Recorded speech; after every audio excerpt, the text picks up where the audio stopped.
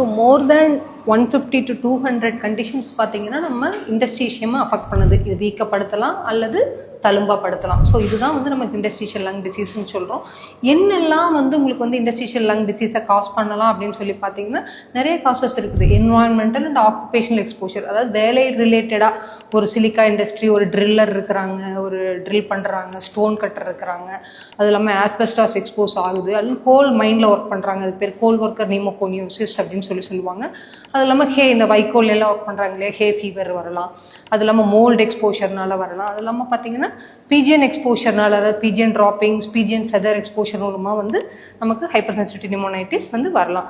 அது இல்லாமல் other common ILD அப்படின்னு சொல்லி பார்த்தீங்கன்னா auto immune diseases associated ILD அப்படின்னு சொல்லுவோம். சிடிடி அசோசியேட்டட் ஐஎல்டின்னு சொல்லுவோம். அதில் பார்த்தீங்கன்னா நமக்கு வந்து rheumatoid arthritis, Sjogren syndrome, scleroderma, SLE and also sarcoidosis also the common cause for industrial lung disease. அது இல்லாமல் மயோசைட்டிஸ் அசோசியேட்டட் ஐஎல்டி அப்படின்னு சொல்லி இருக்குது. பாலிமயோசைட்டிஸ், டெர்மட்டோமயோசைட்டிஸ், இது எல்லாமே வந்து நமக்கு வந்து நுரையீரலில் ஐஎல்டி அப்படிங்கிற வியாதியை வந்து காஸ் பண்ணலாம்.